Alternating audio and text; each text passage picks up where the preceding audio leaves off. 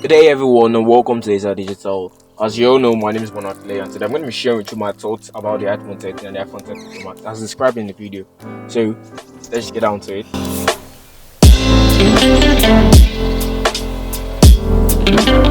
So, the iPhone 13 and the iPhone 13 Pro Max has been out for about 2 months and some weeks, I think. It came out on the 24th of September and it has actually been received well by the public, and people are still buying it, and Apple is making the money from the phone. But I just want to point out some things that I feel like probably going into next year that Apple needs to change about the iPhone lineup, because I feel like the first one is the design, because I'm not really feeling that much anymore, because like it's taking, I won't say it's taking up that huge of a space on this phone screen, but even them shooting it down, the note is still pretty noticeable, because that's where your main focus is going to be. But I feel like even as people are using the phone, a lot of people's eyes are blending in with the notch, and sometimes they over. At the same time, we have phones like Samsung Galaxy S21 Ultra that have this Infinity O display, the Poncho. You won't even know that there is a camera cut out, because it is very very small. Or like Apple has a huge notch that's just at the top of the phone. It was even worse when iPhone X came out, because it was quite wide. Then I think they covered it a bit in the iPhone 12. Then now they've reduced it in the iPhone 13 Pro Max. I've just seen that open out, they'll go next year with the iPhone 14. But personally, I feel like Apple should just step back from the iPhone 14 and see how they can really rack their heads and make new designs. Because if you've seen phones like the Google Pixel 6, Xiaomi Mi 11 Ultra, the Samsung Galaxy Z Flip 3, the S21 Ultra, those are just beautiful phones, like beautiful colors, beautiful everything. Screens are nice, everything. I just feel like Apple is, I won't say they're probably behind the competition, but I just think that they need to step up their game a bit, because like when they switched from the kind of horizontal design they had in the 8 Plus to the iPhone X, and when they brought in the notch, I was actually digging it back in 2017.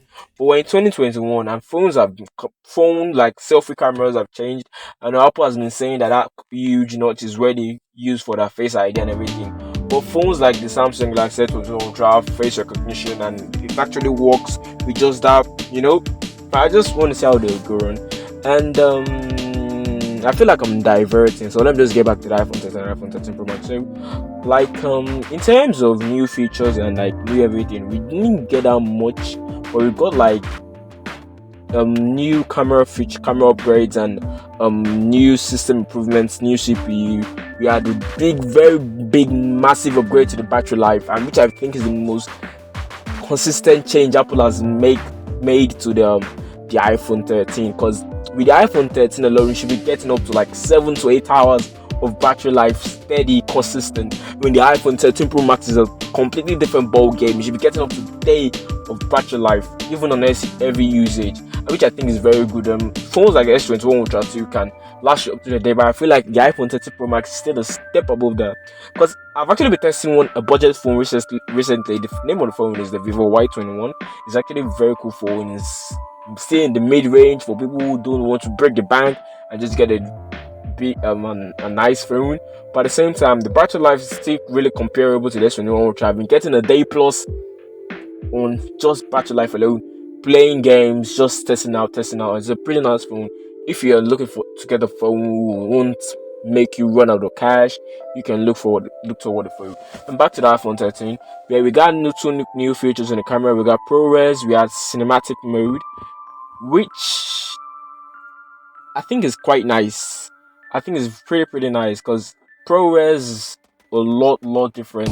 You can shoot up to 8K video, you can shoot up, and cinematic mode is just like, how will I explain it to you? Like when you're trying to take a video, and the camera already knows, like it's kind of like you're trying to shoot a Hollywood movie type setting, because whenever you're like taking a video of someone, and like your focus was on the first person in the frame, and you want to switch focus to the other person in the frame when the person starts talking, the phone, the camera has already had an integrated setting that knows when a person, and switches focus immediately to the person talking in the background, which I think is very nice. But at the same time, you can't actually use that kind of video and everything for high quality movies and anything. You probably still need to get a professional video camera for that.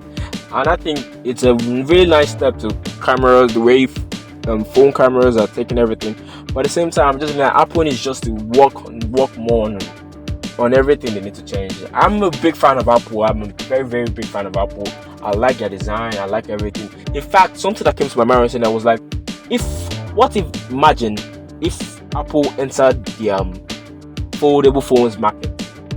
That's just that's just what I'm thinking. That's what I'm thinking. I'm just thinking of that because I feel like a lot of these phones, we have the Samsung Galaxy Z Flip, we have the new Oppo Find N, which I think is a pretty nice. But at the same time, those phones still have issues. But I just feel like, imagine if Apple entered the foldable market. Would they be the one to fix just the little errors and chips that everything is having? I don't know. I might actually make a video about that and share my thoughts with you. I feel like I haven't covered much about the iPhone 13, but like that's what I think about the iPhone 13 and iPhone 13 Pro Max. It's a pretty nice phone. I might actually make a part 2 to this whenever I want to get more usage with the phone. So thank you for listening and thank you for watching. My name is Mama Pleasure. If you want more videos like this and you want to see me make more videos like this, please like and subscribe to the channel. And that's it. Peace.